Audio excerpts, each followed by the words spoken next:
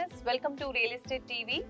ప్రస్తుతం ఉన్న పరిస్థితుల్లో చేతిలో డబ్బులు ఉన్నప్పటికీ కూడా ఫ్యూచర్ కోసం ఇన్వెస్ట్ చేయాలి అని చూసేవాళ్ళు ఎక్కువగా ప్లాట్స్ పైన, ఓపెన్ ప్లేసెస్ పైన, లేదంటే విల్లాస్ పైన ఇన్వెస్ట్ చేస్తూ ఉంటారు. అయితే అలా ఇన్వెస్ట్ చేసే టైంలో అసలు ఎలాంటి ప్లేస్ సెలెక్ట్ చేసుకోవాలి, ఎలాంటి ప్రాజెక్ట్ని సెలెక్ట్ చేసుకోవాలి, ఇలా కొన్ని కన్ఫ్యూజన్స్ అనేవి కనిపిస్తూ ఉన్నాయి. సో ఆ కన్ఫ్యూజన్స్ అన్నిటికీ కూడా ఒక మంచి క్లారిఫికేషన్ ఇవ్వడానికి ఈ రోజు మనతో పాటు ఉన్నారు అక్షిత ఇన్ఫ్రా నుంచి సీనియర్ వైస్ ప్రెసిడెంట్ వెంకటేశ్వరరావు గారు. రియల్ ఎస్టేట్ లో ఎన్నో ఏళ్ల అనుభవం కలిగి ఉన్నారు కాబట్టి మన డౌట్స్ అన్ని సార్ అడిగి క్లారిఫై చేసుకుందాం. వెంకటేశ్వరరావు గారు, నమస్కారం అండి.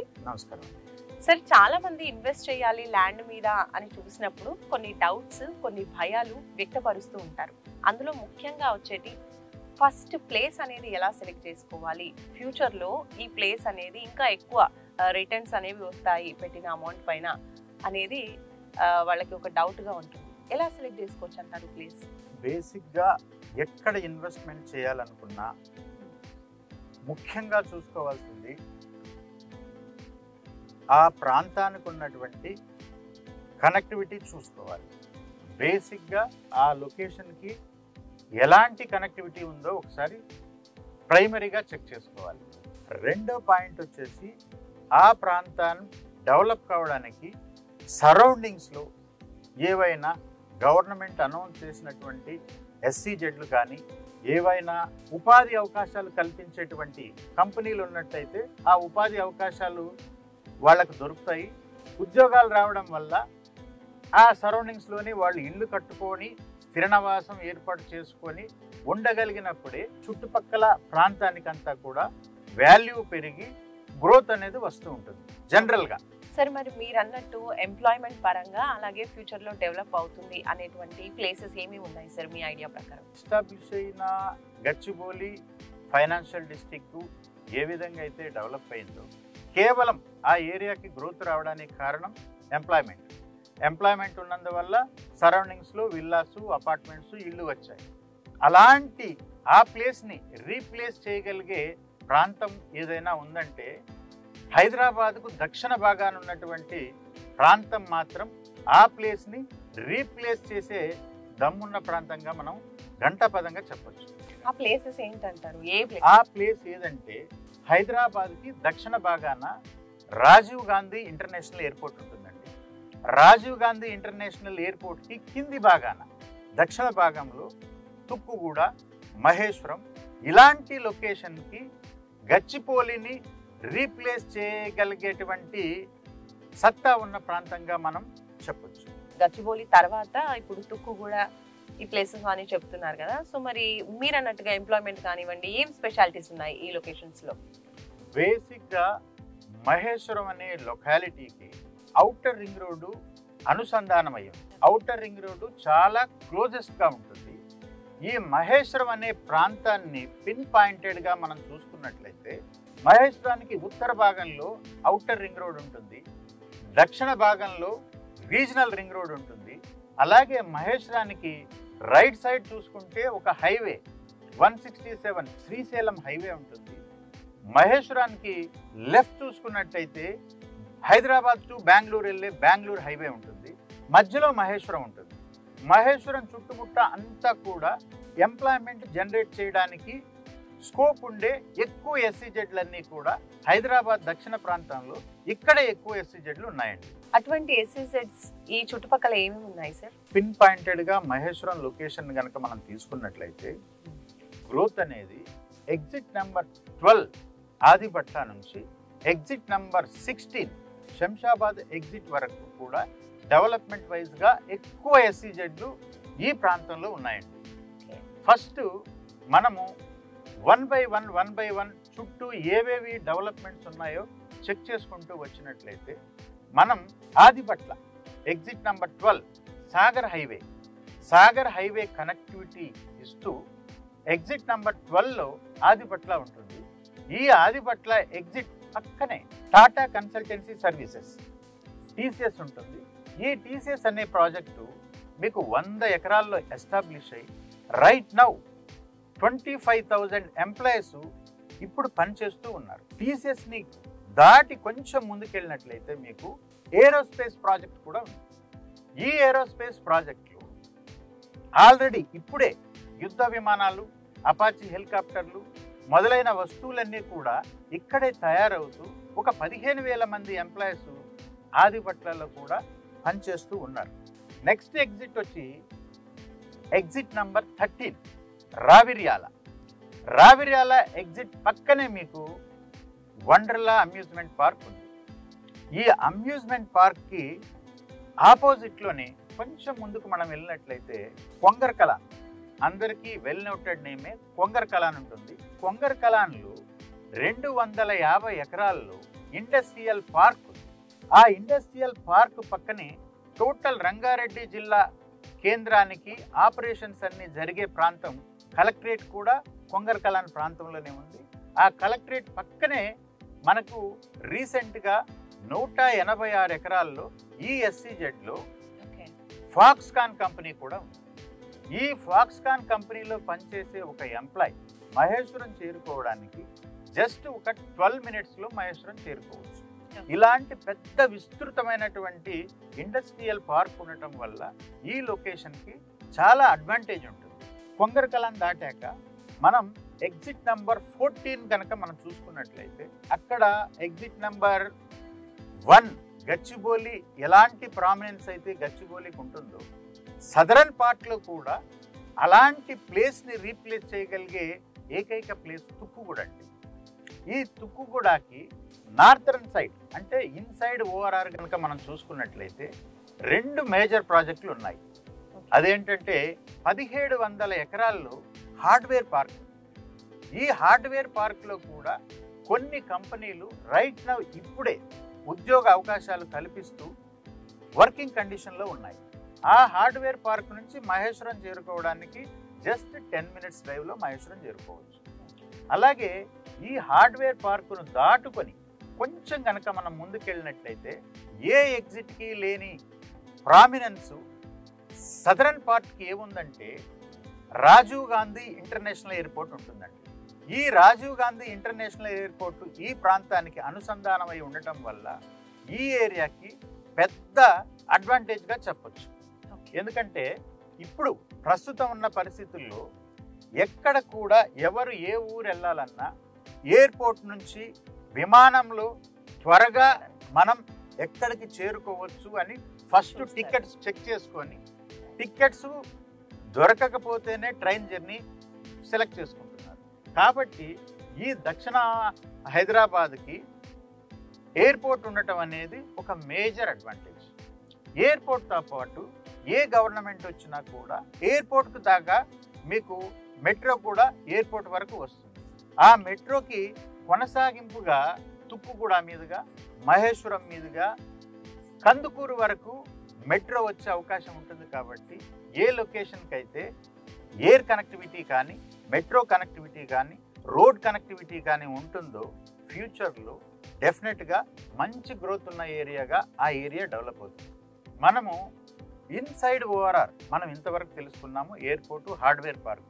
అలాగే కాకుండా out side ORR exit number 14 out సైడ్కి ఒక 300 మీటర్స్ వెళ్ళగానే 300 మీటర్స్లో మీకు పూర్వం రాజశేఖర రెడ్డి గారి టైంలో ఫ్యాబ్ సిటీ అనేవాళ్ళు, అది ఈ సిటీ 1 మీకు 670 ఎకరాల్లో ఈ సిటీ 1లో కూడా కొన్ని కంపెనీలు రైట్ నా వర్కింగ్ కండిషన్లో పనిచేస్తూ ఎంప్లాయ్మెంట్ని జనరేట్ చేస్తున్నాయి.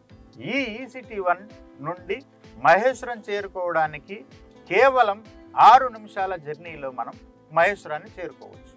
ఈ సిటీ 1 దాటిన తర్వాత శ్రీశైలం హైవేలో తుమ్మలూరు ప్లాస్టిక్ పార్క్. ఈ ప్లాస్టిక్ పార్క్ కూడా తెలంగాణ గవర్నమెంట్ ఒక 100 ఎకరాలు ల్యాండ్ని అలాట్ చేసింది. ఈ ప్రాజెక్టు దాటి మనం కొంచెం ముందుకు వస్తే హైదరాబాద్ ఫార్మా సిటీ, హైదరాబాద్కి పెద్ద ప్రాజెక్టు మీకు 20,000 ఎకరాల దాకా ఉంటుందండి. రానున్న కాలంలో ఈ ఫార్మా సిటీలో 5 లక్షల వరకు ఎంప్లాయ్మెంట్ని జనరేట్ చేయగలిగేటువంటి ఫార్మా సిటీ కూడా దగ్గరగా ఉంటుంది.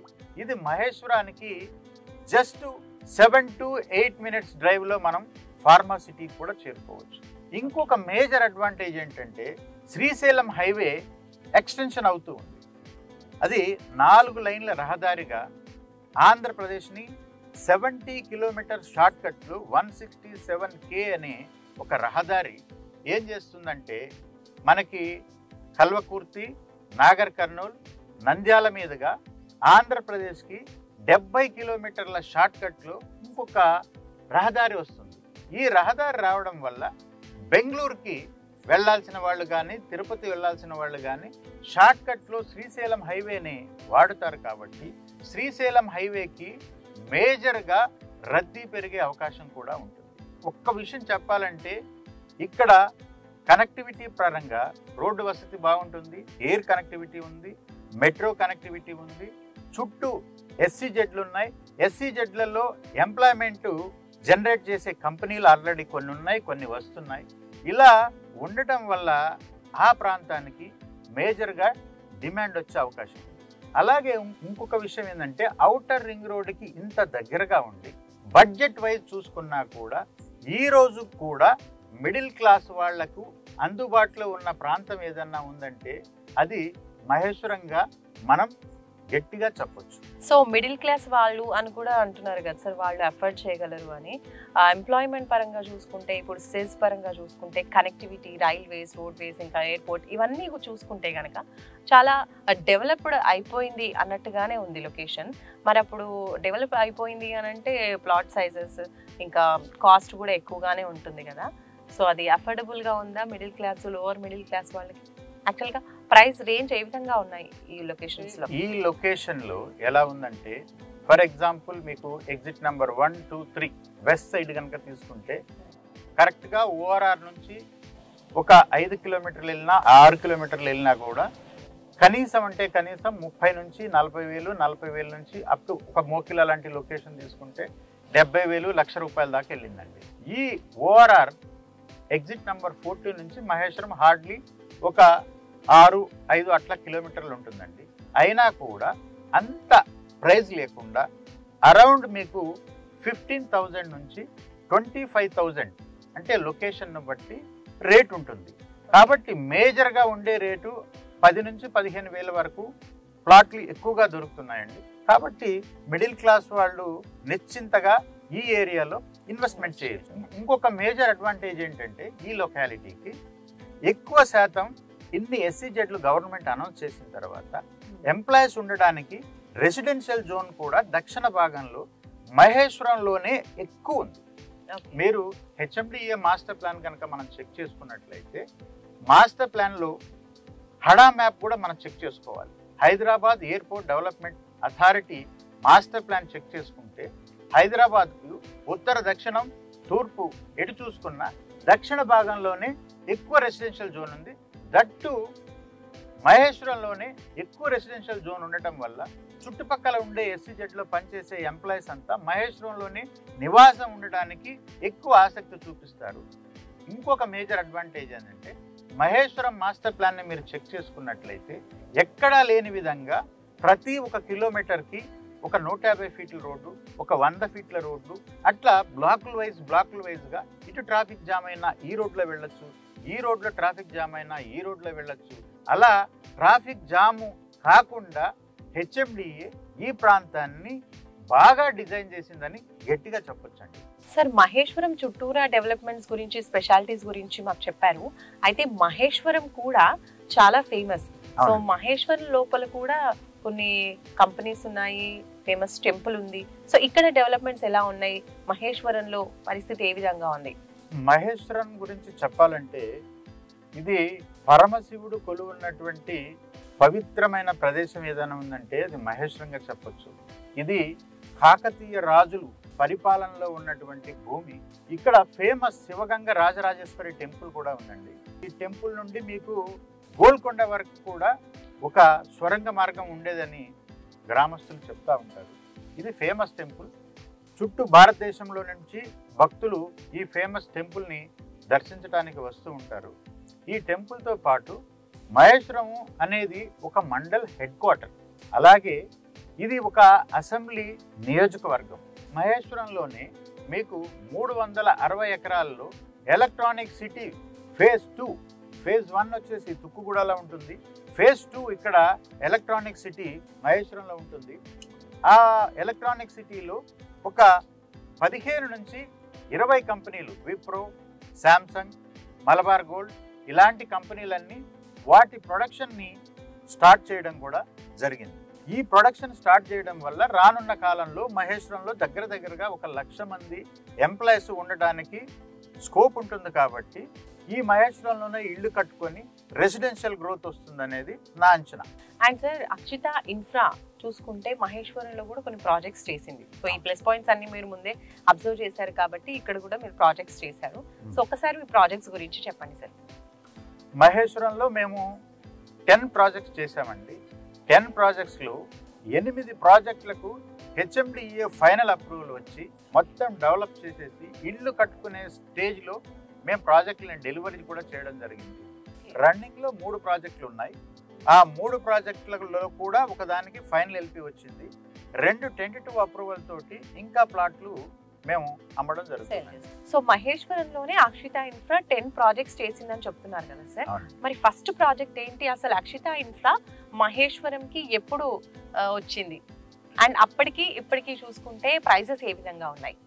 మేము 2018లోనే మేము మహేశ్వరానికి వచ్చామండి. మహేశ్వరం వచ్చాక అక్షిత గోల్డెన్ బ్రిడ్జ్ ఫేజ్ 1 అనే ప్రాజెక్ట్ని మేము చేయడం జరిగింది. ఫేజ్ 1 ప్రాజెక్ట్ని మేము చేసినప్పుడు మేము అరౌండ్ 6,500 నుంచి 7,000 ఆ రేంజ్లో మేము రేట్కి కస్టమర్స్కి ఇవ్వడం జరిగిందండి. ఈరోజు అప్రిషియేషన్ చూసుకున్నట్లయితే వాళ్లకు 3 రెట్ల వరకు అప్రిషియేషన్ వచ్చిందండి. వెల్ డెవలప్డ్, ఇప్పటికీ చెక్కు చెదరని విధంగా ఫేజ్ 1 అనే ప్రాజెక్ట్ ఉంది. దాంట్లో కొన్ని ఇళ్ళు కూడా వచ్చాయి. అట్లాగే మీకు మెయిన్ రోడ్కి శివగంగ రాజరాజేశ్వర టెంపుల్ ఎదురుగా అక్షిత హైట్స్ అని, అక్షిత గోల్డెన్ ప్రైడ్ అని మన్సాన్పల్లిలో ఒకటి, గంగారంలో ఒకటి, అక్షిత గోల్డెన్ రిడ్జ్ అని అన్ని ప్రాజెక్టులు కూడా మేము మంచిగా డెవలప్ చేసి వెల్ డెవలప్ చేసి మళ్ళీ మేము మెయింటైన్ కూడా చేస్తున్నాం. మీరు మా ప్రాజెక్టుని ఇప్పుడు 10 ప్రాజెక్టులో మీరు ఎక్కడికి వెళ్ళినా రీసెంట్గానే ఈ ప్రాజెక్టు చేసినట్టుగా అందంగా మీకు కనిపిస్తుందండి. సార్, హైదరాబాద్ రియల్ ఎస్టేట్లో చూసుకుంటే చాలా డెవలప్మెంట్స్ జరుగుతున్నాయి. ఎన్నో కంపెనీస్ అనేవి వస్తూ ఉన్నాయి. రియల్ ఎస్టేట్ కంపెనీస్ రకరకాల ప్రాజెక్ట్స్ డెవలప్ చేస్తున్నాయి, ప్లాట్స్, విల్లాస్ ఇలా. అయితే పర్టికులర్గా కంపెనీని సెలెక్ట్ చేసుకోవాలి అన్నప్పుడు కస్టమర్ ఏ విధంగా ఎటువంటి పాయింట్స్ అనేవి చూడాలి అంటారు ఒక కంపెనీని సెలెక్ట్ చేసుకునే విషయంలో? ఎప్పుడైనా ఒక కస్టమర్ ఒక ప్లాట్ కొనాలనుకుంటే ఖచ్చితంగా ఆ ప్రాజెక్ట్కి హెచ్ఎండిఏ పర్మిషన్ ఉందా, రెరా పర్మిషన్ ఉందా, తర్వాత ఇవి 2తో పాటు బ్యాంక్ లోన్ ఉందా, ఇవి చెక్ చేసుకోవాలి. చెక్ చేసుకోవడంతో పాటు ఆ కంపెనీ యొక్క ట్రాక్ రికార్డ్ చెక్ చేసుకోవాలి. ఆ కంపెనీ ఎన్ని ప్రాజెక్టులు సక్సెస్ఫుల్గా చేసింది, ఆ కంపెనీల్లో కొన్న కస్టమర్స్కి రీసేల్ వాల్యూ ఎలా పెరిగింది, కొన్న ప్రాజెక్టులు ఎలా మెయింటైన్ చేస్తున్నారు. ఇప్పుడు కొన్ని కంపెనీలు ఉంటాయండి, వెంచర్ చేస్తారు. వెంచర్ చేసిన తర్వాత ఒక 1 ఇయర్లో చెట్లు గుట్టలు మలిసి ఉండడం వల్ల వాళ్ళకి రీసేల్ ఉండదు. అలా కాకుండా ఏ ప్రాజెక్టు ఏ కంపెనీలో ఎట్లా మెయింటైన్ చేస్తుంది, గడ్డి మలవకుండా, కలర్లు పోయినా, ఎలక్ట్రికల్ ప్రాబ్లం వచ్చినా, డ్రైనేజ్ ప్రాబ్లం వచ్చినా మెయింటైన్ చేసే కంపెనీలను కూడా మనం సెలెక్ట్ చేసుకోవాలి. అలాగే ఒకవేళ వసతి ఉంటే ఆ కంపెనీ కస్టమర్కి అవసరం వచ్చినప్పుడు రీసేల్ చేయగలిగితే ఇంకా బెనిఫిషియల్గా ఉంటుంది. సార్, ప్రెసెంట్ తెలంగాణలో చూసుకున్నట్లయితే కొత్త గవర్నమెంట్ ఫామ్ అయిపోయింది అండ్ గవర్నమెంట్లో చేంజెస్ జరుగుతున్నాయి అండ్ రకరకాల వెంచర్స్ కానివ్వండి, చాలా డెవలప్మెంట్స్ అనేవి చేస్తూ ఉన్నారు. అయితే ఇప్పుడున్న పరిస్థితుల్లో చూసుకుంటే రియల్ ఎస్టేట్ పరంగా కొంచెం డౌన్ అయిందనే చెప్తూ ఉన్నారు అందరూ. మరి ఇటువంటి పరిస్థితుల్లో కస్టమర్ ప్లాట్ కొనుక్కోవచ్చా, రియల్ ఎస్టేట్ పైన ఇన్వెస్ట్ చేయొచ్చా, లేదంటే ఇంకొంచెం టైం వెయిట్ చేయాలా, అసలు ఎలా ఉండబోతోంది నెక్స్ట్? ప్రతి గవర్నమెంట్ మారబోయే ముందు డెఫినెట్గా, ఎందుకంటే ప్రతి సామాన్యుని జీవితం రాజకీయంతో అనుసంధానం అయి ఉంటుంది కాబట్టి కొంచెం ఏ ఎలక్షన్కి ముందైనా కూడా బిఫోర్ ఈ ఎలక్షనే కాకుండా, ఈ ప్రభుత్వమే కాకుండా ముందు హైదరాబాద్ చరిత్ర ఎప్పుడు చూసుకున్నా కానీ ఎలక్షన్ టైంలో తాత్కాలికంగా కొంచెం స్తబ్దతగా ఉండి, ఒక బాలు కొడితే ఎట్లాగైతే గోడకు తగిలి మళ్ళీ వెనకకి అంతే స్పీడ్లో, డబల్ స్పీడ్లో వస్తుందో, ఎట్లాగైతే తుఫాన్ రాబోయే ముందు నిశ్శబ్దంగా ఉంటుందో అట్లా ఉండి వేగంగా పుంజుకుంటుంది. కాకపోతే ఈ గవర్నమెంట్ వచ్చినప్పటి నుంచి సదరన్ పార్ట్ ఆఫ్ హైదరాబాద్ మాత్రం మార్కెట్ చాలా బాగుందని చెప్పాలి. ఎందుకంటే గవర్నమెంట్ తీసుకున్న 2 నిర్ణయాల్లో కూడా ఆ 2 నిర్ణయాలు కూడా హైదరాబాదు దక్షిణ భాగానికి సంబంధించిందనే చెప్పాలి. ఎందుకంటే హైదరాబాద్ ఇంటర్నేషనల్ ఎయిర్పోర్ట్కి మెట్రో మార్గం మార్చారు. ఆ మెట్రో మార్గం కూడా మార్చినప్పటికీ ఎయిర్పోర్ట్కి డెస్టినేషన్ మాత్రం మార్చలేదు. అలాగే డెస్టినేషన్ అక్కడి నుంచి మళ్ళీ మహేశ్వరం మీదుగా కందుకూరు వరకు తీసుకురావాలనుకుంటున్నారు. ఇది మార్పు అయినప్పటికీ హైదరాబాద్ దక్షిణ భాగానికి మాత్రం ఇది ప్లస్ పాయింట్గానే చెప్పాలి. రెండో పాయింట్ కూడా రియల్ ఎస్టేట్కి సంబంధించింది. ఈ గవర్నమెంట్ ఏదన్నా కొంచెం మార్పు చేయాలనుకున్నది కూడా హైదరాబాద్ దక్షిణ భాగంలో ఉండేటువంటి ఫార్మాసిటీకి మాత్రమే. ఫార్మాసిటీ కూడా హైదరాబాద్ దక్షిణ భాగంలో ఉంది. అయినా కూడా గవర్నమెంట్ ఆచితూచి అడుగులు వేస్తూ ఉంది. ఫార్మాసిటీలో కూడా కొన్ని మార్పులు చేసి ఫార్మాసిటీని అలాగే ఉంచబోతుంది. ఇంకొక మేజర్గా మనం చెప్పాల్సింది ఏంటంటే, కాంగ్రెస్ గవర్నమెంట్ వచ్చినప్పటి నుంచి ఒక నినాదం రేవంత్ రెడ్డి గారు తీసుకున్నారు. ఓఆర్ఆర్కి రీజనల్ రింగ్ రోడ్కి మధ్యలో ఉండే ప్రాంతాన్ని శాటిలైట్ టౌన్షిప్స్ చేసి బాగా డెవలప్ చేయాలనేది ఆయన ఉద్దేశం. కాబట్టి సిటీకి లోపల ఉండే భాగాన్ని, ఓఆర్ఆర్కి లోపల ఉండే భాగాన్ని అర్బన్ ఏరియాగా, రీజనల్ రింగ్ రోడ్కి అలాగే ఔటర్ రింగ్ రోడ్కి మధ్యలో ఉండే భాగాన్ని సెమీ అర్బన్గా ఆయన పరిగణించి సెమీ అర్బన్ని బాగా డెవలప్ చేయాలనేది ఆయన ఉద్దేశం. అలాగే రీజనల్ రింగ్ రోడ్ పైన ఉండే ప్రాంతం అంతా కూడా రూరల్ ఏరియాగా డెవలప్ చేయాలని ఓవరాల్గా దక్షిణ భాగం మీద కాన్సన్ట్రేషన్ గవర్నమెంట్కి అయితే ఉంది. మాకైతే సేల్స్ బాగానే ఉన్నాయండి. దక్షిణ భాగంలో ఏ ఇన్వెస్టర్ ఇన్వెస్ట్ చేసినా కూడా మంచి రిటర్న్స్ అనేది మాత్రం వాళ్ళు తీసుకోవడం ఖాయం. ఓకే, థ్యాంక్ యూ వెంకటేశ్వరరావు గారు. చాలా మంచి ఇన్ఫర్మేషన్ ఇచ్చేశారు. రియల్ ఎస్టేట్లో ఈ ప్రెసెంట్ సిచ్యువేషన్లో ఇన్వెస్ట్ చేయొచ్చా, చేస్తే ఎలాంటి కంపెనీని సెలెక్ట్ చేసుకోవాలి, ప్లేస్ సెలెక్ట్ చేసుకునేప్పుడు ఎలాంటి జాగ్రత్తలు తీసుకోవాలి, ప్రెసెంట్ గవర్నమెంట్ మారిన పరిస్థితుల్లో రియల్ ఎస్టేట్ పైన ఎలాంటి ప్రభావం చూపిస్తుంది, ఇలాంటి అన్ని విషయాలపైన చాలా మంచి క్లారిటీ ఇచ్చేశారు. నాకు తెలిసి ప్లాట్స్ కొనాలి అనుకున్న వాళ్ళకి కూడా, ఇన్వెస్ట్ చేయాలి అనుకున్న వాళ్ళకి కూడా మంచి క్లారిఫికేషన్ వచ్చిందని అనుకుంటున్నాను. ఇంకా ఫర్దర్ ఏమైనా డౌట్స్ ఉన్నా, ఇంకేమైనా క్లారిఫికేషన్ మీరు తీసుకోవాలి అనుకున్నా హ్యాపీగా స్క్రీన్ పై కనిపించే నంబర్స్కి కాల్ చేయొచ్చు. వెంకటేశ్వరరావు గారిని అడిగేసి మరింత ఇన్ఫర్మేషన్ మీరు తెలుసుకోవచ్చు. సో ఇది ఇవాళ మన రియల్ ఎస్టేట్ టీవీలో మీకోసం ఎస్పెషల్లీ ఒక మంచి అవగాహన కల్పించేటువంటి మంచి వీడియోని అయితే క్రియేట్ చేశాము. మీ అందరికీ నచ్చుతుందని కోరుకుంటున్నాం. మరొక మంచి వీడియోతో మళ్ళీ మనం కలుసుకుందాం రియల్ ఎస్టేట్ టీవీలో. నమస్తే. Hello, this is singer Harika Narayan. Real ఎస్టేట్కి సంబంధించినటువంటి ఇన్ఫర్మేషన్ తెలుసుకోవడం కోసం please subscribe to the channel real estate TV. Thank you.